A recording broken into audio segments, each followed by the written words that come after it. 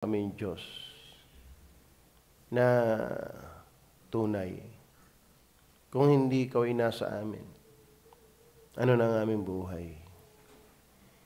Kaya yung mga pagpatuloy, hindi rin sa amin lakas, kundi biyaya mo pa rin, Panginoon. Kaya salamat kami narito.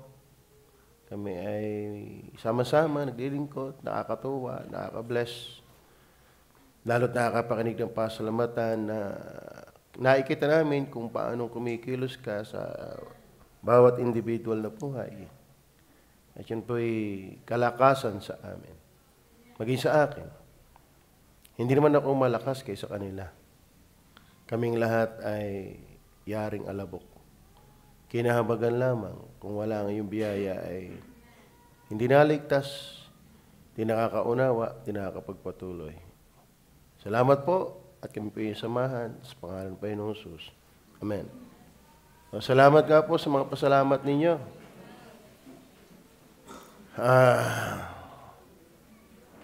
Yan naman ay sa lupa laang. Pag tayo nasa langit, lubos-lubos ang ating pagpapasalamat. Okay, ating pag-uusapan ay the God of the Bible. The God of the Bible. Hindi natin pag-uusapan ang the God of the Mormon. Hindi rin the God of the Quran. Ang ating pag-uusapan ay the God of the Bible. Dapat naniniwala talaga tayo na ang Bible ay salita ng Diyos. Kasi ang pag-uusapan natin ay ang Diyos na nasa Biblia. Na marami ay hindi talaga yan Diyos nila. Ako ay exposed sa mga debates. At kung sila iharapin, baka ako hindi din magkaintindihan. Dahil talagang sila nag-aaral at nagpapakalalim sa mali. Kaya ako inahamon na dapat tayo magpakatibay at magpakalalim sa tama. Paano yon? Ay di sa Bible. Ngayon, inilalagay ko rin mga sarili na hindi ko kayang abutin ng lahat. Pero sapat na ako'y maniwala sa Bible. Dahil kung tutuusin, unang sinira ni Satanas sa buhay ng tao ay ang paniniwala sa salita ng Diyos. Yun ang inalis sa halamanan ng Eden. Sinabi ng Satanas, tunay ba na sinabi ng Diyos? So, ang gusto ng Diablo, huwag tayong maniwala sa salita ng Diyos. Kasi dito tayo naniniwala sa tamang Diyos. Ang tamang aral ng Diyos ay nasa Bible. So, kung ikaw ay medyo alinlangan sa Bible, ay di alinlangan na rin ang iyong paniniwala sa Diyos. Tama ba? Kaya, mag-aral kayo, magbasa kayo, magbulay, pero wag din naman kayo ma-discourage kung hindi nyo abot ang lahat. Dahil hindi naman tayo Diyos. Ako, hindi ko pinipilit ang sarili doon sa hindi ko naman talaga kayang abutin. Pero ako'y masaya na ako'y naniniwala sa Bible. Hindi ako napayag na ito'y hindi salita ng Diyos. Bakit? Makikita naman natin na lahat ng sinabi ng Bible, lalo sa hula, natutupad. Ang dami nang natupad at matutupad pa. Yung sinasabi sa Bible na mga lugar, ay nasa Bible nga, yung Damasco, yung Egypt, yung Jordan, yung Assyria, nasa Bible nga . Pag hinalungkay mo ang history, makikita mo nga may Abraham nga, may Eden, tawag dito, may Pero. Sa history, napakinggan ko, nagtuturo doon sa Good Shepherd, ay napakinggan ko yung tinuro nilang si Nabucodonosor, yung time of the Gentiles.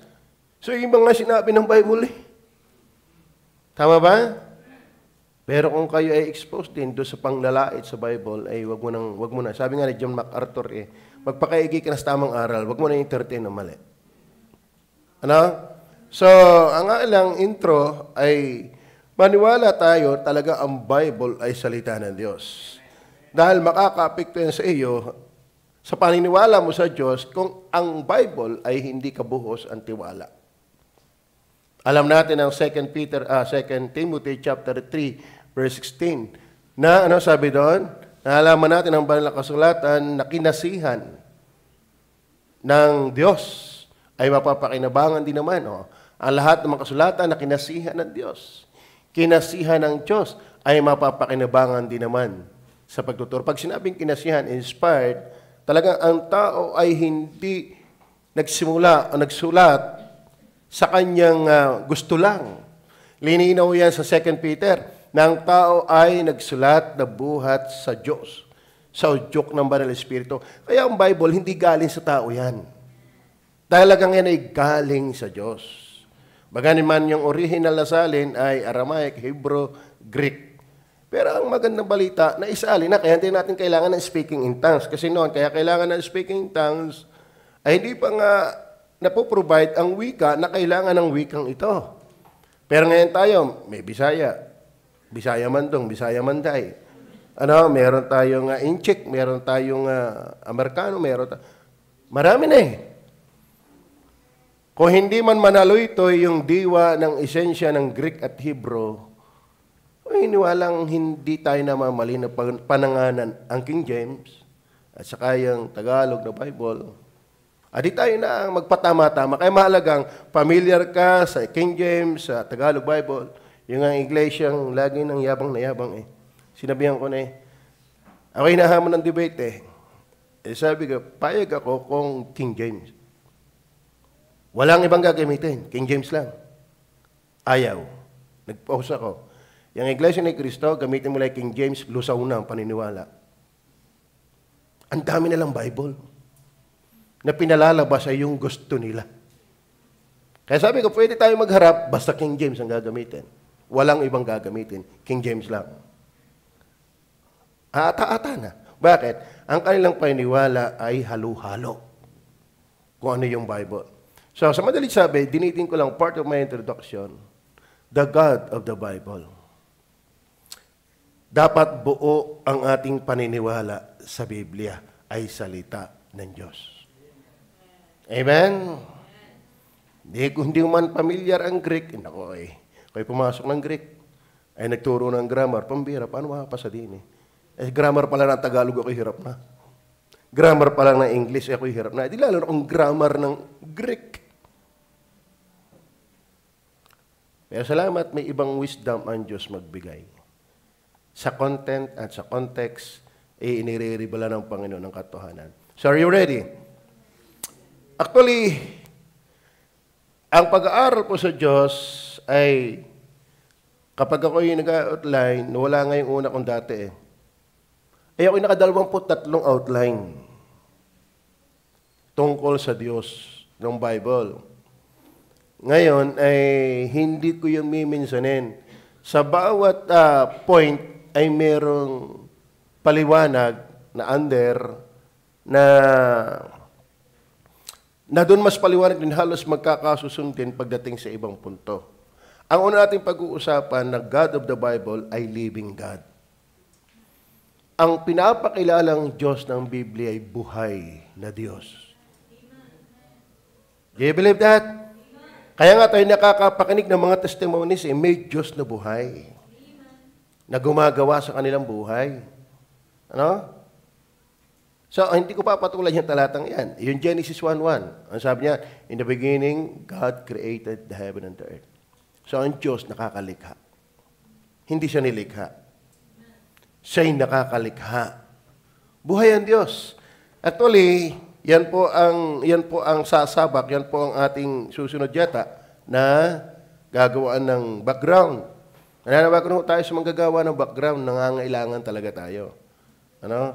Nahihirapan yung ibang gumagawa dahil ang iba nasa Bible school. Lalo yung mga preaching natin na may outline, na may background, hindi nagagawa natin, wala na panahon. Ubos na ang panahon, so nananawagan. At yung video clip, maganda rin po yan. Yung isa nating video clip, tinignan ko ay nasa 3,400 na ang nakapanood. So, the living God. Living God. Ang Diyos na ipinapakilala ng Biblia ay buhay na Diyos. Amen ho ba? Siyempre, marami pa tayong kukunin dyan. At ang ating pag-uusapan dito, mga kapatid, in what sense is God the living God? Ano bang in what sense na ang Diyos ay buhay na Diyos? Dahil sa Bible talaga, ang Biblia ay sinabing ang Diyos talaga'y buhay. Among other things, He knows as the living God. Napakaraming obserbasyon na makikita mo na sa Bible talaga ang Diyos ay buhay. Praise the Lord. Ang Diyos ay buhay. Kaya, lagyan natin ng konting, sabi nga ni Ando ay laging application. May problema kayo? Kamatakot, buhay ang Diyos. Amen? Nanghihina kayo, mahalaga yung malakas ang Diyos. Ang Diyos ay buhay. Amen? So, unang nais ko ibagi sa inyo, sa the living God, the God of the Bible is indeed alive. The God of the Bible is indeed alive. Ang Diyos ng Biblia ay tunay na buhay. Hindi natin naaawit yung alive, alive, alive. Hindi nga tayo nakakaawit na yun. Ano yung mga dati nating inaawit? I am rhythm, alive. Pampasigla yun eh. At nga ibalik yun. Lalo paghapon, maganda talagang awitin yun. Si Jander, dapat siya ang song leader yan. Okay. Deuteronomy chapter 5 verse 26, tingnan natin. Ano sabi diyan? Sapagkat sino sa lahat ng laman na nakarinig ng tinig ng buhay na Diyos, na nagsasalita mula sa gitna ng apoy, na gaya naman namin at nabuhay. Talagang nagsasalita ang Diyos sa gitna ng apoy. Ito yata yung Mount of Sinai. Ano? Ang Diyos natin ay hindi tuor. Ang Diyos ng Biblia ay hindi manhid. Ang Diyos ng Biblia ay hindi yelo, hindi kahoy. Kaya nga ang Diyos ikalis sa Diyos-Diyusan. Bakit? Patay yan. Ang Diyos po natin ay buhay. Tingnan po natin sige, patulan natin ng konti. Joshua chapter 3 verse 10. Bago kunin yung mga maliwanag din eh. Pakibasa nyo nga.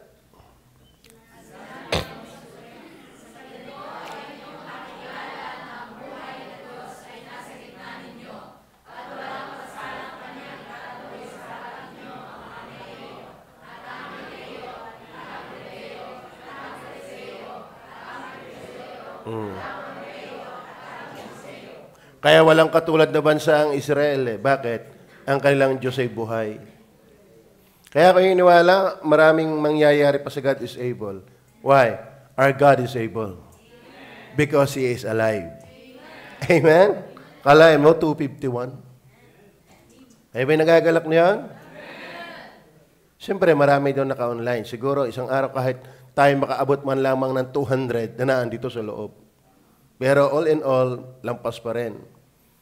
Are you comforted that our God is alive? Amen? Kasi marami, minsan, nasa backsliding moment, itong si Israel, ang Israel, sa panahon ng Elijah, na yung mga propeta ni Jezebel ay hinamon niya hinamon niya kung sino ang talagang Diyos na buhay, ay siyang babaan ng apoy. Tama? Talagang tindi ng labanang yon. Nagkudlit na yung mga propeta ni kung ano-anong ginawa, nagsasayaw, etc., nag-iiswar, pero walang nagpababa ng apoy. Pero ang Diyos ni Elijah kaya magpababa ng apoy. Amen? At na-revive ang bansang Israel. Bakit? Ang Diyos po'y buhay. Ang Diyos ng Biblia, ang Diyos ng Israel, na pinapakilala ng Biblia ay Diyos na buhay. Kayang humawi ng dagat. Kayang magpadala ng 10 salot sa Egypt. Actually, siya ang nag-ahari sa buong bansa. Okay, tingnan pa natin. Siguro, patulan natin itong talata. 1 Samuel 15, 17-26.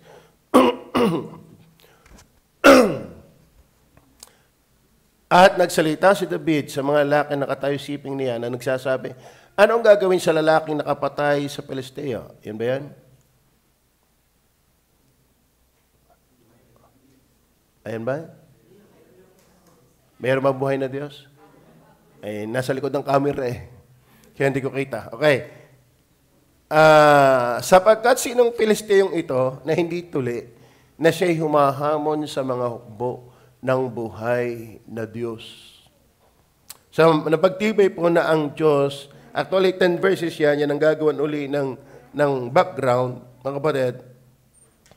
So, Moses told the children of Israel that God of Israel, the one whom they serve, is the living God. At sabi ng Deuteronomy 5:26, for who is there of all flesh that has heard the voice of the living God speaking out of the midst of fire, as we have, and has still lived? So, si Moises ay nagtibay na ang Diyos ay buhay. This is in contrast to the various gods of the ancient world who were idols. Ang kaibahan ng Diyos ng Israel na siyang Diyos ng Biblia, ang Diyos ng Israel ay buhay. At ang Diyos ng hindi Israel ay patay. Tingnan po natin ang Psalms. Tingnan po natin yung Psalms. Chapter 115, verses 1 hanggang 8. Tingnan po natin yan.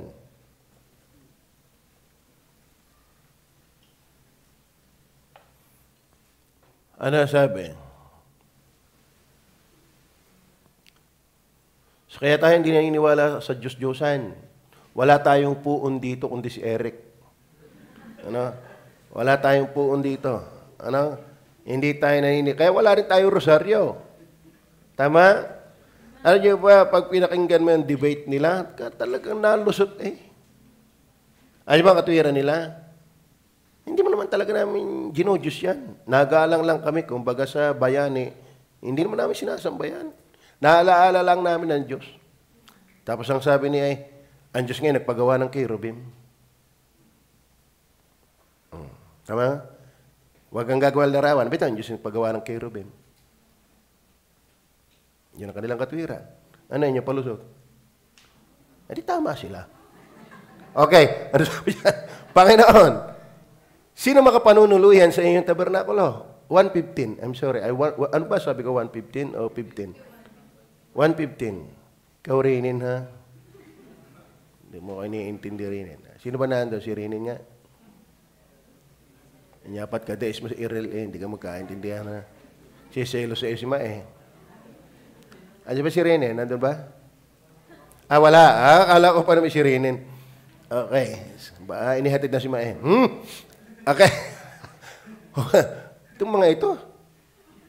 Sabi ni Jose Marichan, December na naman, wala pa kayong mga jowa. Wala naman kayong jowa, ha? Kakanta na naman ako, wala pa kayong mga jowa. Ay, Rinen. Nasangga. Hindi pala, Bible, nasang verse. Psalms 1:15. Nakakaagaw ng pansin Rinen eh. Huwag sa amin, O Panginoon, huwag sa amin, kundi sa iyong pangalan ay magbigay kang karangalan. Huwag sa amin. Dahil sa iyong kagandahang loob at dahil sa iyong katotohanan. Verse 2, bakit sasabihin ng mga bansa, saan nandun ngayon ng kanilang Diyos? Ngunit ang aming Diyos ay nasa mga langit. Kanyang ginagawa ang kanyang ibigin. Amen? Kanina, katulad yung sinabi kanina sa worship service, sa evangelistic, huwag natin kakalimutan na ang Diyos ay walang obligasyon sa atin. Amen? Verse 4. Ang kanilang mga Diyos-Diyosan. Alam mo naman natin yan. Ayan o. Pilak at ginto. Yari ng mga kamay ng mga tao. Sige raw, basahin ko announcement lang. Ako'y natutuwa kay Sir Ares. Buhat yan ng umatin hanggang ngayon nanunood pa rin. Oo. Sir Ares, pakinggan mo ito ha. Sila'y may mga bibig, ngunit hindi sila nangagsasalita. Mga matay, mayroon silang, ngunit hindi sila nakakakita. Sila'y may mga tainga, ngunit hindi sila nakakarinig. Mga ilong, kagaganda pa nga ng ilong ng mga yan. Nakakahili eh. Mga ilong ay mayroon sila, ngunit hindi sila nakakaamoy. Mayroon silang mga kamay, ngunit hindi sila nakakatangan. Mga paa ay meron sila, ngunit hindi sila nakakalakad. Ako nakakapanipa ng konti. Oo. Nagsasalita man sila sa kanilang nagsasalita man silang ngalang-ngala. Ano yung dinidiin dyan? Ang nagsisigawa sa kanila ay magiging gaya nila, bawat tumitiwala sa kanila, mga inutil. Salamat, hindi yan ang tunay na Diyos. Amen? So, ang ating Diyos ay may matang nakakakita. May kamay na nakakatangan. May paang na ilalakad. Ang Diyos nga, bagay may gayon. Huwag na ninyong pakanin. Basta ang Diyos ay gayon. Ano? Anthropomorphic expression, ang Diyos ay may anyo. Sa maaabot na taong maintindi. But my point is this, kung bakit ang Diyos ay muhidi yan, hindi siya pwedeng ikumpara dyan. Amen? Kaya pasintabi sa mga kaibigan nating Katoliko na naniniwala sa mga Diyos-Diyosan, sala kayo. Yan ang description ng mga taong naniniwala sa Diyos-Diyosan. Hindi mga Diyos-Diyosan sa gayong may mata, hindi mo nakakakita. Kung hindi turukin ng tiyok, hindi dudugo. Tama? Mananalangin ka dyan, imbitahin nga hindi mo nakakarinig. Sa Diyos na buhay tayo manalangin. The God of the Bible. Kaya ba'y tinutugon ng Panginoon ang inyong panalangin? Kaya ba'y may patutuunan at tinugon ng Diyos ang inyong panalangin? Ako, specific kung ipinanalangin, Lord, bigyan mo ako ng anak na kung saan ako'y wala. Abay, binigyan niya ng Panginoon na nung wala ako. Ana, iba lang ay yung okay. Lalaki nga. Ang gusto kong mapakita sa Panginoon ay kung siya'y ligtas. Siyambet ng salita kanina sa kanyang anak, natutuwa siyang nagbabasa ng Bible. At ang sabi niya, kita kong parang hindi pa impress, kundi nakikita niyang nagbabasa ng Bible. Ako din may natutuwa din sa aking anak, gusto lagi nasama sa outreach. Nagbabasa ng Bible. Lagi ang panalangin ay nahingi ng tawad. Ay, ang tagal ko nang pinatawad. Sa biyaya ng Panginoon yan. Tapos kanina ay nalaman na 151, siya ang saya-saya. Praise the Lord, salamat sa Panginoon. Tayo ay 151. Tinitingnan ko lang kung kayo gising pa. 251 pala, 251, okay. Amen. Ang Diyos ay buhay. Ako lang naman ang papatay na. Okay. So, tingnan din natin ang 1 Thessalonians chapter 1, verse 9. 1 Thessalonians chapter 1, verse 9. Sapagkat sila rin ang nangagbalita tungkol sa amin kung paanong nangagsipasok kami sa inyo at kung paanong nangagbalik kayo sa Diyos mula sa mga Diyos-Diyosan upang mangaglingkod sa Diyos na buhay. Talagang hindi pwedeng pagsabayin ang pagiging nagsisimba sa ribulto at sa Diyos na buhay. Hindi. Iiwanan mo ang ribulto at ang paglilingkuran mo ay Diyos na... Irinayin sa kagaling. Diyos na buhay. Amen? Ito ang liwanag, sabi po ng talata, sapagkat sila rin ang nangagsalita tungkol sa amin kung paanong nangapasok kami sa inyo at kung paanong nangagbalik kayo sa Diyos mula sa mga Diyos-Diyosan upang mangaglingkod sa Diyos na buhay. Talaga ang Diyos hindi mo pwedeng ihalintulad kailanman sa Diyos-Diyosan. Ang tunay nakakilala sa Panginoon, umalis dyan sa Diyos na patay at naglingkod sa Diyos na buhay. Yan ang Diyos ng Bible, Diyos na buhay. Amen? So kayo, Jomar, bago kayo sa Panginoon, kayo ba'y natutuwang wala na kayo sa Diyos-Diyosan? Itong mga ito, kaso lang wala kami magawa doon sa kotse na Eric na hinihiram. Meron doon nakagayaan. Saka yung rosaryong nakalawit. Ngaling-ngaling ka, Lord, ingatan mo kami. Wala naman nakakakita. Magaling yung sigurado. Dalawang. Okay, pag hindi kami ingatan doon, ay di Eric. Hindi, biro lang. Pero sa total, meron talaga yun. Hindi mapakialaman ni Eric. Hindi naman kanya yun eh. Sabi ni Jim Will, Dati. Sabi ni Jim Will, ba't ang ninong kay may Diyos-Diyosan? At least aware na yung aking anak. Alam niyang mali yan. Amen? So, hindi ho tayo nang babas, sabi ni Jowas. Tayo lang talaga ay nagtuturo kung ano ang sabi ng Bible. Ang Diyos ng Biblia ay buhay. Kaya never na pwedeng ikaw ay may Diyos na buhay, ikaw ay may Diyos-Diyosan. Si Eric na lang ating payagan.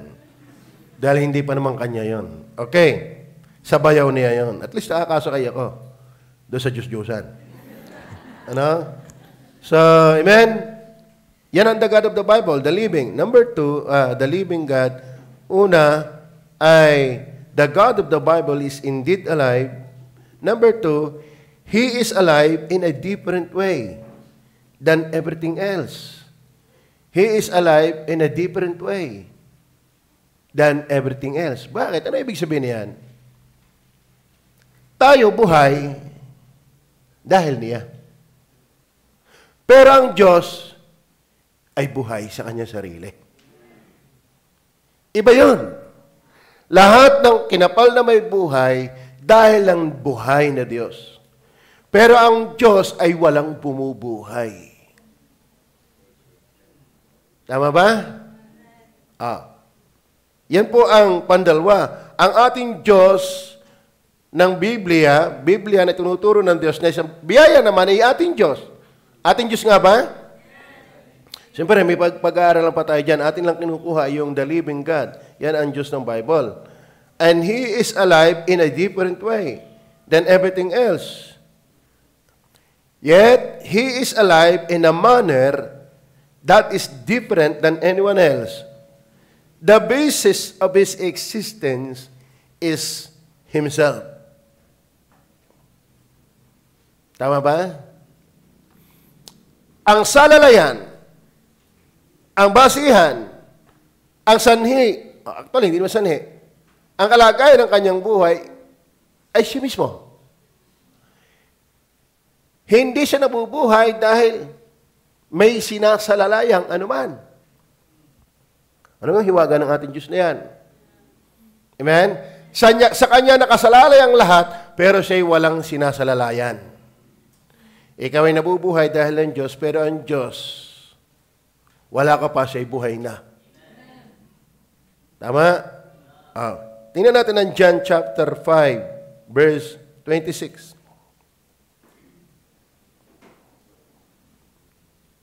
Sapagkat kung paano ang Ama ay may buhay sa kanyang sarili. So, ang Diyos may buhay sa kanyang sarili. Tama? Yan ang ating Diyos. Alam mo, pinakamasarap pag-usapan talaga ay Diyos. Yung maalaala kung sino ang Diyos. Ang Diyos ay walang nagsusupply sa Kanya. Walang nagpapakain sa Diyos para sa theology. Ang Diyos kayo nakain din. Ang Diyos kayo hinahinga din. Ang Diyos kayo ba hinahinga din? Ay, sa akin naman, anong problema ko siya hinahinga? Kaya nga nagkahangin siya hinahinga. Hindi ang hangin nang nagbubuhay sa Diyos. Kahit walang hangin, pwede huminga siya kasi buhay eh. Tama? Sapagkat kung paano ang Ama ay may buhay sa kanyang sarili, ay gayon din namang pinagkalooban niyang anak na magkaroon ng buhay sa kanyang sarili. So ang Diyos may buhay sa kanyang sarili. Yun ang kaibahan. The living God, He is alive in a different way than everything else. Lahat ng nilikha ng Diyos, binigyan ng buhay. Pero ang Diyos walang nagbigay ng buhay. Tama ho ba? Kaya ang ating Panginoon ay unique. Wala siyang katulad. At ang kanyang buhay, siyempre, walang simula at walang katapusan. This can be said of nobody else. Only God has life in Himself. Ang Diyos lamang ang may buhay sa kanyang sarili. Amen? Kasi in the beginning, God created. Ibig sabihin, wala pa ang universe, may Diyos ng buhay. Sino bumubuhay sa Kanya? Ay di halughugin mo ang Trinity sa Bible. Kaya salamat may Bible eh. Malalaman natin ang walang hanggan through the Bible. At makikita natin sa walang hanggan, walang itinuturo sa walang hanggan kundi Diyos. Amen? Kaya hindi ako naniniwala doon sa maraming Diyos sa walang hanggan. Hindi yun ang turo ng Bible. Kaya be settled sa Bible. Ano, kung ikay makikinig ng kung ano-anong aral, ay magugulo ka talaga. Sa Bible ka lang ang maniwala. Dahil kung katulad na yun, sa Greek myth, sa iba't iba, katulad yung mga napapanood natin sa mga pelikula. Ngayon daw, may posibilidad daw talagang may ibang nilalang sa ibang planeta. Meron pa nakita sa Facebook ang nakidiscover talagang mayroong sirena. Sirena. Yan yung pagkalalaki na binautismuhan ay ayaw magpakalalaki. Gilubog. Ano? Lalaki ka na? Hindi pa po. Ginagalan. Lalaki ka na? Hindi pa po. Ginagalan. Mamamatay na. Ano? Lalaki ka na? Sirena na po. Talagang may sirena talaga. Hindi tayo niwala doon. Amen? Pero alam mo, daming pinapalabas para ikay mag-alinlangan sa Bible. Basta wala sa Bible, wag mo nang paniwalaan. Yan na ang safe. Tama? Yan ang safe. Mahirap mag-entertain ng kasinungalingan. Expert si Satanas dyan. Huwag mong sabayan ang kanyang runong. Mas ma-expert yan. Baka unawarely, ikaw ay nahihila na ng kanyang kasinungalingan. Anything outside the Bible, reject. Don't believe. Kasi the safest ground of our faith is the Bible alone. Tingnan niyo po, Acts 17:25. Tingnan niyo po. Acts 17:25. Pakibasa nga ng mga babae.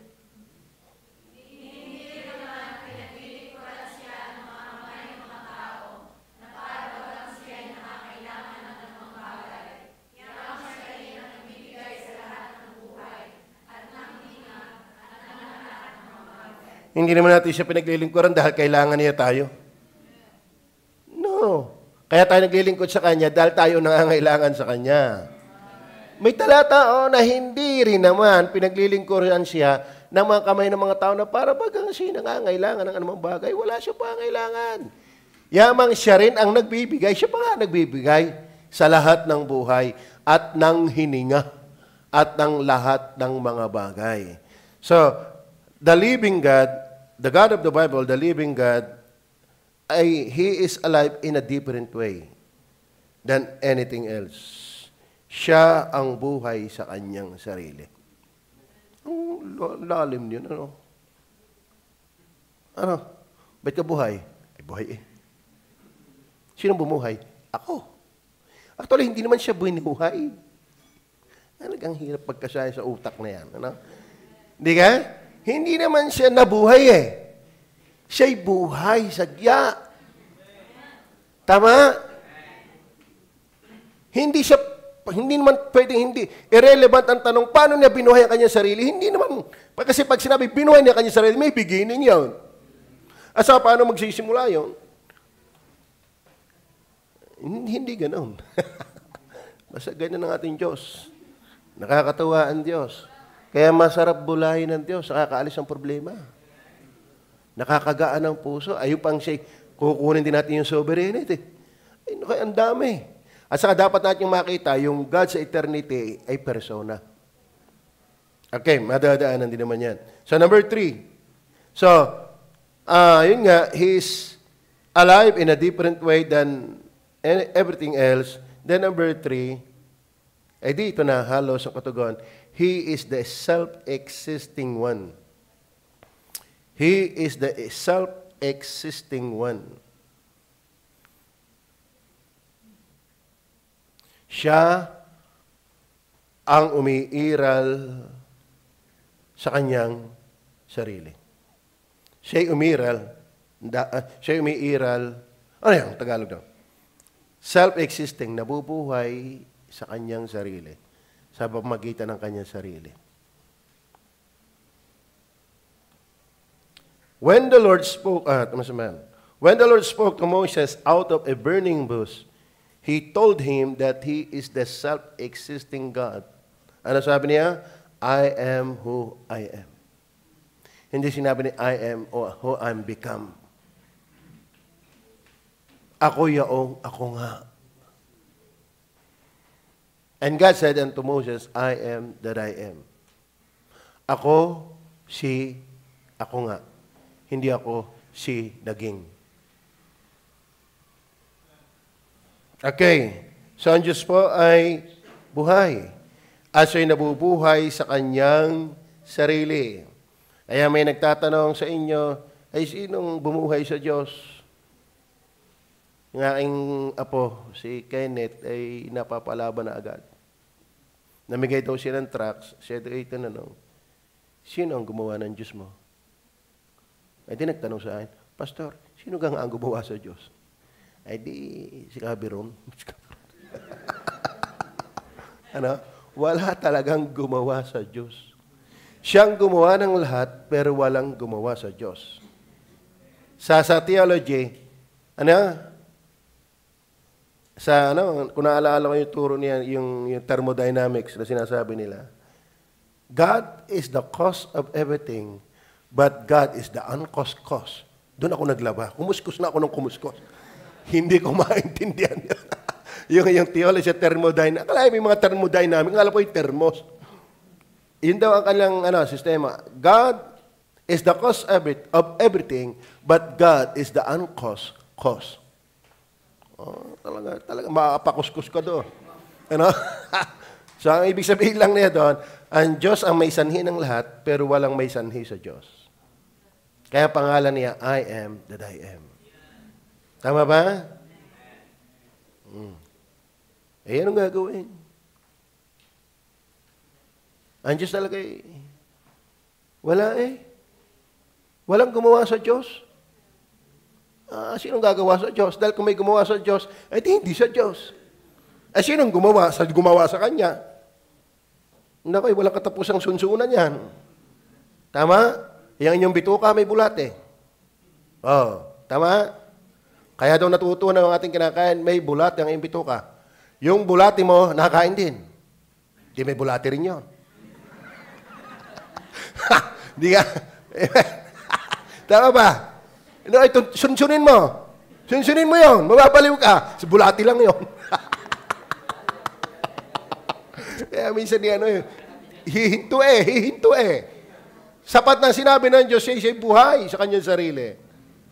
Ay pag sinundan mo talaga, walang katapusan yan Tinignan ko yung God of Wonders. Tayo hanga-hanga sa laki ng araw. Pero yung palang araw na yan, ay gagajulin dun sa isang isa pang planeta. At yung isang planeta, yung gagajulin din yun. Yung palang langit ay napapalooban ng malalaki talagang mga stars. Ang liit daw ng araw pag idinais mo doon. Di lalo ang Earth. Di lalo ka naman nakatira sa Earth. Malaki lang naman sa ating yabang Di ka, tayo na may itabi mo sa mga planeta, lusaw na. Minsan, balik-balikan natin sa meditation ang Diyos. Amen. Pati problema mo lusaw. Oo. Tapos tatuong tayo kumahop sa bagay na nagpapahina sa atin. Tayo magkumahop sa Diyos, yan nagpapasigla sa atin. Amen? At ako niniwala, ang Diyos naman hindi nagpapabaya sa atin. Isaiah 46 verse 10. Tingnan niyo po ang Diyos. Na nagpapahayag ng... sige mga lalaki, pakibasa.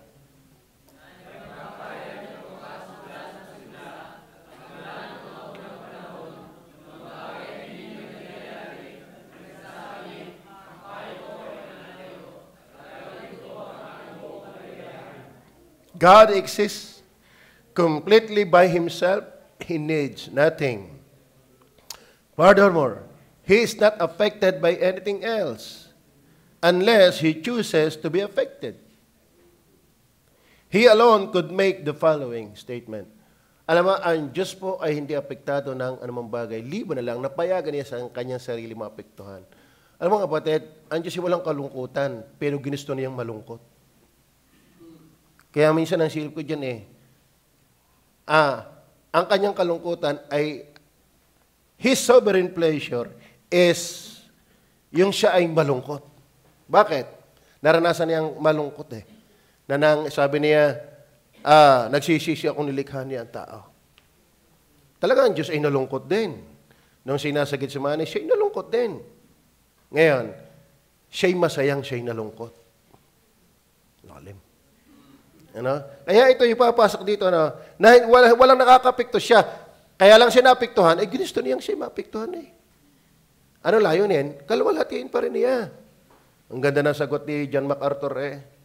Bakit, Pastor MacArthur, pinayagan ng Diyos ang kasalanan ay lumitaw?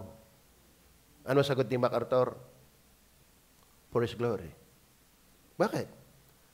Paano malalaman ng Diyos ay maawain kung walang patatawarin? Paano malalaman ang kanyang pag-ibig na ikaw iniligtas sa iyong kasalanan kung hindi niya pinayagan ng kasalanan? Ay, sulong. Ganyan ang mga tulip kung magbulay. Talaga namang talagang ikaw mapapagbintang ang kulto pagka ikaw na ang nagbulay ng ganyan. Totoo nga. Paano malalaman ng tao na ang Diyos ay pag-ibig, nagpatawad ng kasalanan kung hindi niya pinayagan ng kasalanan? Dahil hindi naman darating ang kasalanan kung walang pagpayag ang Diyos. Ngayon, ang Diyos ba hindi banal dahil pinayagan? Bakit? Siya ba ang nagkasala? Siya hindi na banal kung siya ang nagkasala. Siya ang pinagkasalanan, hindi siya ang nagkasala. Tama ba? At saka ang Diyos ba makakakreate ng kasalanan? Hindi. Bakit? Ay wala ba nag-uutos sa kanya? Siya nga ang Diyos eh. Di siya nagawa ng kanyang gusto. Ay gusto niyang malungkot siya. Ay di pinalungkot niya ang kanyang sarili. Tama? Ganyan tayo. Kaya tayo mga kulto eh. Sabi yan, furthermore, he is not affected by anyone else unless he chooses to be affected. He alone could make the following statement. Ito yung sinabi ng Isaiah. I declare the end from the beginning. And from long ago, what is not yet done, saying, my plan will take place and I will do all my will. Amen? Declaring the end from the beginning. And from ancient times, the things that are not yet done.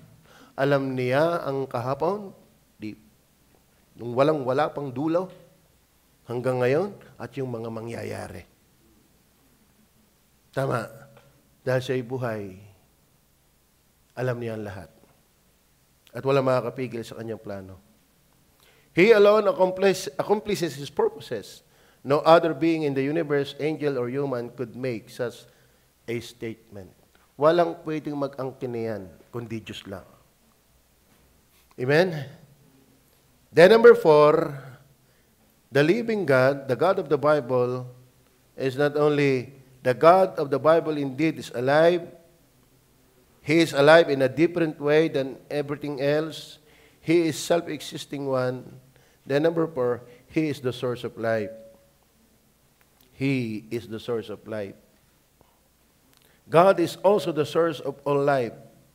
Then niyo po ang Psalms 36 verse 9.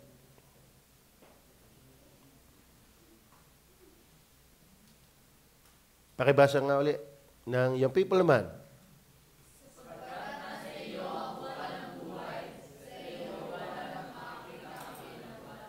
Brother Yoel, malinaw ang talata. Sapagkat nasa iyo ang bukal ng buhay. Bukal ha, bukal. Bukal ng buhay. Sabi mga kapatid, ang Diyos ang bukal ng buhay. Kaya huwag kayo. Hindi titigil ang buhay dahil wala kang pera. Hindi titigil ang buhay dahil September na wala ka pang jowa. Ang Diyos ang bukal ng buhay. Tama? Sabi nga ng Panginoon niya ang ipon, di naman nagkakayo, dahil buhay eh. Dahil totoo masyadong problemado. Ang problemahin natin, sundin siya. At ang Diyos ang bahala sa atin. Yun lang naman pinagagawa sa atin eh. Tayo sumunod. Magtiwala. Siya ang source, siya ang bukal ng buhay. Kung may bukal ng tubig, may bukal ng buhay. Diyos yun. Kaya ang Diyos siya'y buhay na bukal ng buhay. Kaya tayo nabubuhay pa ang iyong kamatis, Nabubuhay pa ang iyong talong, nabubuhay pa dahil ng tubig. Bakit may tubig? Pinapayagan pa ng Diyos may tubig. Ano, talagang ikimababaliw na isa-isahin mo lang yan. Yan ay dahil ng Diyos. Amen? Kaya ang kaluwalhatian ay sa Diyos lamang bagay. Huwag nating aagawin yan.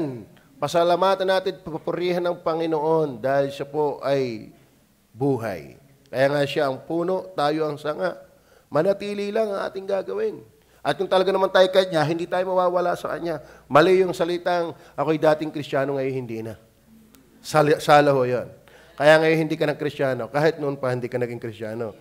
Okay. So, the life-giving fountain belongs to God alone. At ang sabi ng Psalms 36 verse 9, nabasa na ba dati yan? Yun na din ba yan? At sa iyong liwanag, makakakita kami ng liwanag. Okay. Whether it be nature, the animal kingdom, or humanity, or spirit life, He is the source of all life. Ito man po yung mga halaman, ito man po yung mga hayop, ito man may mga tao, ito man ay mga anghel, yan ay buhay na ang bukal ay Diyos. Kaya huwag tayong matakot sa aswang.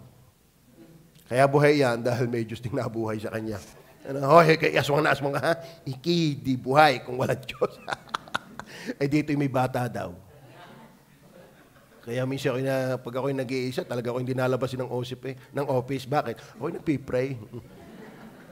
Ay yan pa naman, pagka bubuksan mo yung maglalaka ng pinto, di sasara mo. Ding! May salmin. Hindi naman bata nakita ko, matanda na. Amen? Kaya wag ho kayong matakot sa mga guni-guni nyo. Si Satanas ngay walang magawa kay Hug kundi pahintulutan ng Diyos. Tama? Lahat naman nasa pahintulot ng Diyos yan. Kahit naman tayo ang kamatayan natin, kapag hindi mo oras, walang magagawa yan. Kahit kumain ka ng maraming asin, di buhay kang sirala ang bato. At least buhay. Ay sirala ang bato. Hindi ka? Ay mag-iingat naman. Masarap na buhay ng malusog. Kaysa buhay na papatayin. Amen. Pero sa totoo na, talagang walang aksidenteng kamatayan. Meron ko na pahinga na nagprisi. Nauna ka pa sa takda ng Diyos. Hindi ko naniniwala doon. Pag takda ng Diyos, talagang yun ang matutupad. Kaso lang, hindi ka nabubuhay ng papatayin. Pag hindi ka talaga nag-iingat sa kalusugan mo, at least buhay ka. Kaso lang, mukhang walang buhay. Okay. Diba? Ba't yan nalabas sa ang utak na yan? Kahuli-hulihan na tayo. Ito pa yung pinakamaganda. He is the source of spiritual life. He is the source of spiritual life for believers. Kasi merong buhay, pang physical, may buhay, pang guyam. Kalaan mo yun, pati buhay, guyam. Guyam ay buhay. Pati kato, pati hanip, pati surot. Lahat ng yan. Pati nga bulati ng bulati. Iba ang nepis na ginamit sa soul ng hayop kaysa soul ng tao. Ang prinsipyo ng nepis, ang ibig sabihin ng kaluluwa ay nepis. Yun, kaya pala kay kaluluwa, masyado kang manipis. Ikaw gara, no? Tinutupad mo talaga kayo, hindi, kayo talaga yan, galing sa Panginoon. Nipis. Wala. Kasi sigara ho, yan eh. Talagang wala nang magawa kundi mag-resign. Naawa din naman ako. Lagari eh. At kita ko namang bagong likha, nepis. He is the source of spiritual life. Ang ginamit sa hayop ay nepis din. Pero, ang idea lang doon ay principle of life, instinct. Pero sa tao ay person. Self-consciousness. Person, nakakaintindi, may will. Ang hayop ay life, pero instinct. Diga? Ito mga aso, doon nagpapandali sa kalsada. Hindi mo lang nakatabi-tabi. Bakit? Walang moral. Walang moral. Kaya nga ang tao ngayon, pagka ganyan, wala na rin moral. Parang aso na rin. Ang kalayan, may doon pang igi. Talagang titig mo si Uni eh. Okay. He is the source of spiritual life for believers. John 1:12 and 13. Eh mga batid, may buhay physical, may buhay pang hayop, may buhay pang anghel, may buhay pang halaman, pero iba pa rin yung buhay na ipinanganak na muli. Iba pa yung bagong buhay. Pakibasa ng lahat.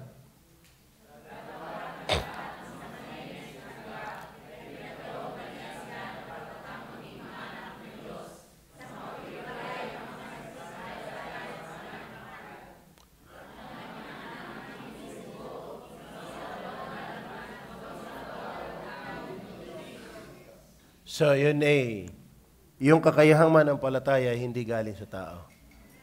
Yun yung buhay. Ito ang aking paniniwala dyan Ang tao talaga ay patay espiritual. Kasi hindi naman sinabing, ang sabi, he quickened. Ibig sabihin, patay, ang tao hindi dying. Hindi tayo dying spiritually. Talagang patay, bakit quickened? Kung tayo dying lang. Ngayon, sabi nila, bakit daw nakapakinig si Adan at si Eva ay patay na? Napakinggan nila ang boses ng Diyos. Di ba?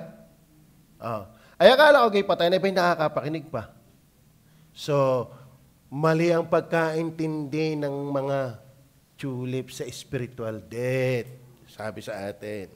Bakit? Ang ibig sabihin lang naman ng patay, separated. Pero ikaw ay buhay, separated lang. Kaya pwede kang magpasya, napalayo ka lang, magpasya ka lang, kayo maliligtas. Bakit? Hindi ka naman as in patay.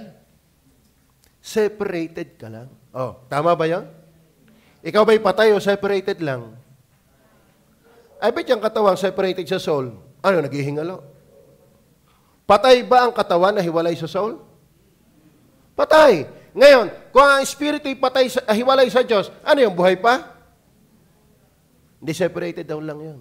Bakit? Ba't niya napakinggan ang Diyos na lumalakad ay kung patay na? Ano sagot niyo doon? Yan ang banat. Yan ang banat. Saan ka nakakitang spiritualidad na nakakapakinig pa? Pwede ang katuwiran mo. Doon mga makikita ng tao ay patay spiritually. Pag napakinggan nila, ayaw nila. Ibig sabihin, patay talaga. Di ibig sabihin, napakinggan pa rin. Ayaw lang nilang kanilang will. Kaya ako naniniwala mga kapatid, ang espiritu talaga ng tao patay. Ako'y naniniwala sa tripartite being ng ang tao. Meron tayong soul, body, and spirit. Pero ako'y naniniwala din sa dichotomy. Tama ba yan? Dichotomy? Dichotomy. Tama, dichotomy. Amen? Pag ikaw ay bagong gising, don't talk to me. Okay. Don't talk to me pag ibang gising. Okay. So, dichotomy. Okay. Ang tawag diyan, yan, wala tuloy ako. Ngayon, ano lalabas yon? Tayo tatlo, soul, body, and spirit. Maliwanag yan sa 1 Thessalonians 5:23. Pero bakit tayo dalawa? Ang kaluluwa at espiritu ay parehong nature. Spiritual. Ang katawan natin ay material. So pagdating sa nature, dichotomy. Pagdating sa pagiging tatlo, tripartite. Yan. Theology, Bible school niya mapapayan. Kaya mag-Bible school na kayo. Tanyo sa gender, hindi pa rin alam hanggang ngayon yan. Okay? So, tripartite. So, ngayon, ano ibig sabihin? Ang nakakapakinig sa halamanan ng Eden ay yung spiritual nature. Bakit? Soul ay spiritual, ang nature. Kaya halata mong patay ang espiritu, palayo Tama ba? Nasa iyong pagkatao ang spirit mo, pero hindi na nagpapangsyon yan sa Diyos. Pero nakakapakinig yan sa Diyos. Bakit? Ang soul mo ay spirit din ng nature, spiritual din. Kahit nga sa panahon ng Panginoong Jesus, lahat naman nakakapakinig Pero halata mong patay spiritually. Yung napapakinggan, hindi nila ma-appreciate. Kailan nila appreciate? Pag binuhay ang espiritu. Yung napapakinggan ng soul, tinatanggap na ng spirit. Bakit? Buhay na ang spirit. Kaya tayo ngayon, masaya na sa Diyos kasi buhay na din ang ating espiritu. Tama ba? So, hindi lang idea ang separation. Talagang as in patay talaga. Kailangan talagang i-regenerate yun. Dahil lahat ng napapakinggan ng soul, Talbog sa Spirit yun. Kaya napakinggan niya ang boses ng Diyos sa halaman ng Eden, ay takbo si Adan. Bakit? Ay hubad. Bakit? Nawala yung spiritual consciousness, yung function sa Espiritu. Nawala yun. Ngayon, kapag ikaw ay naikinig na sa Diyos, yung nauunawaan ng kaluluwa mo, na-absorb na ng Espiritu mo, nakain ka na Espiritu, dahil buhay na ang Espiritu mo. Maliwanag ba yan? Kaya ako naniniwala, hindi pa naman close, pero as of now, ang na-regenerate talaga sa ating Spirit.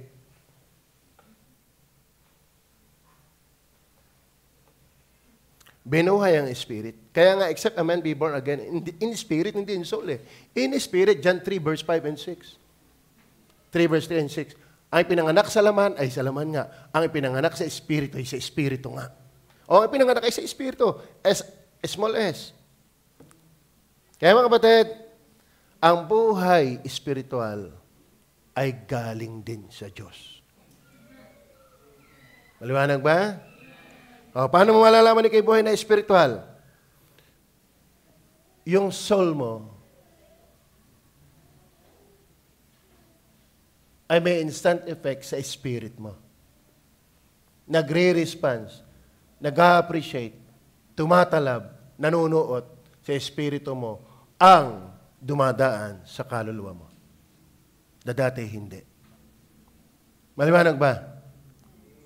Kaya yung sabi nilang, ang Diyos daw ang tao naman hindi patay, espiritu, nahiwalay lang. Di. Kaya nga sabi, binuhay. Kung siya hiwalay lang, dapat nirestore lang. Binuhay di patay nga. Tama? Hindi naman sinabi naghihingalo. Patay nga.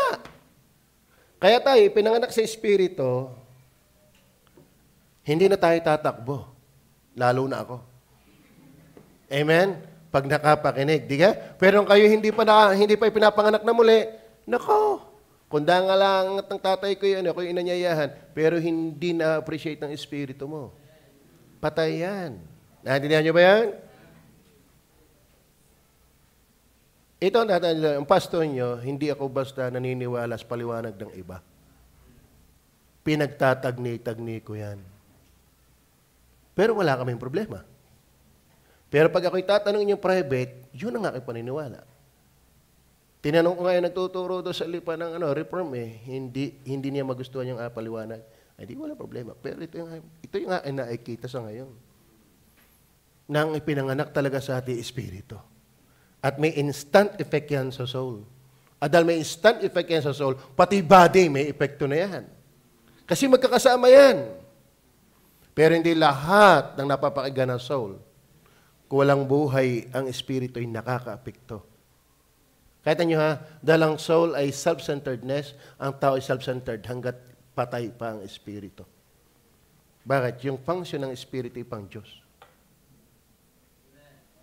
Maliwanag ko ba? And the very source of life, when it comes to spiritual quickening, is God pa rin. Tama? So, yun po ang ating Tinanong mo ako dyan Basta, ang espiritu ng tao ay nasa tao. Pero yun ay parang laylay. Halimbawa, nahawel, kamay mo, andyan yan, pero laylay. Andyan yan sa iyo, pero hindi yan nagpapangsyon sa Diyos. Liban na lang ipanag-uli at buhayin ng Diyos. Maliwanag ko ba? Kaya kung ako'y kakusapin na ang tao daw ay patay lang, ang idea ay separation, hindi ako paniwala doon. Ang nakapakinig sa boses ng Diyos sa halamanan ng Eden ay soul. Kasi spirit yun nature, pero hindi talagang spirit. Patay talaga yun nung magkasala. Namatay talaga yun. Kaya lahat ng taong makasalanan, patay sa espiritu. Maliwanag ko ba? Ngayon, kung may magpaliwanag na mas maganda-ganda talaga nakaka-convincing, hindi naman ako sarado. Pero sa ngayon, yun ang aking stand. Maliwanag ko ba? Tayo pa'y manalangin. Panginoon Diyos,